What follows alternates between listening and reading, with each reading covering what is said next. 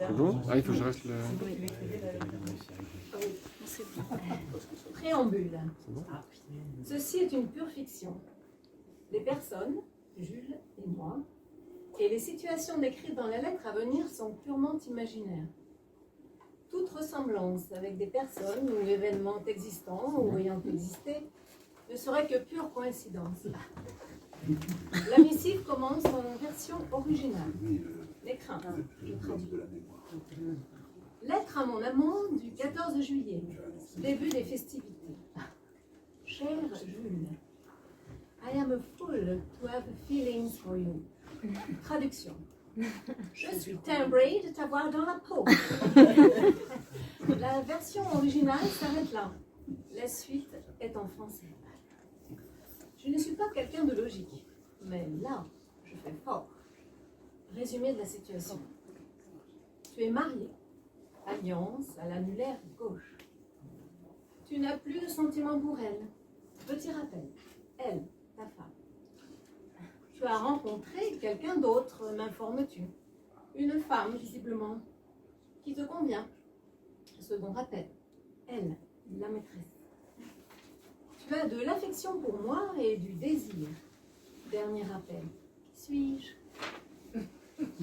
Dernièrement, je t'ai parlé d'une série avec épisodes de nos débats passionnés, espérant avoir la place de la maîtresse en couple. Tu étais d'accord dans le feu de l'action. Oups. La série, ne comporte qu'un seul épisode. Un peu court pour une série. On peut parler d'un court-métrage. Je ressens que tu m'idolâtres. Je pose mes pieds sur terre. Je suis juste une femme libre d'aimer et d'être aimée. Je peux néanmoins te confectionner une statuette en argile, à mon effigie. Petite, pour être transportable, afin que tu puisses te recueillir et m'honorer de fleurs d'hibiscus en tout lieu intime. Avec une pochette cadeau, qu'en penses-tu? Je suis une femme merveilleuse et tellement imparfaite. La preuve, j'ai des problèmes d'écoute. Tu m'as dit, je t'appelle Trésor, pour de l'affection et un désir indéfectible. L'affection n'est pas égale au sentiment d'amour. Désir indéfectible, ça veut dire désir qui dure toujours. J'en déduis que tu ne peux résister à mon corps de rêve. On en reparle dans 20 ans, quand je serai flétrie comme une pomme desséchée, oubliée dans un panier, et toi, extra périmée, comme la banane trop mûre, inimaginable à déguster fermée, et avec ses 2 boules de glace de vanille. Et oui, le temps passe si vite. J'ai le droit au bonheur, pourtant je ne me l'accorde pas. En plus, j'habite dans une impasse, Ma vie amoureuse ressemble au désert des Agriates en Corse. Tu connais? Pourquoi une belle femme comme moi est-elle seule? Telle est la question. Rectification.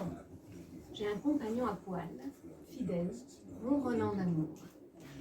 Puis-je considérer cet amour comme une relation? Ben oui. Langage des yeux, langage du cœur.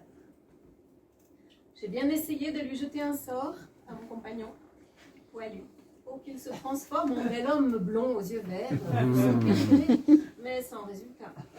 Je n'ai pas trouvé la formule magique, moi, la sorcière apprentie. Il vaudrait peut-être mieux que je cohabite avec un crapaud. J'aurais plus de chance d'après les contes, car mon enfant intérieur est toujours prêt à s'émerveiller. J'ai encore du travail concernant l'amour, on dirait. Mes origines corses ne sont pas en accord avec le mot travail. C'est un véritable dilemme. Je suis donc imparfaite, vivante et bien réelle. C'est déjà ça. Épilogue.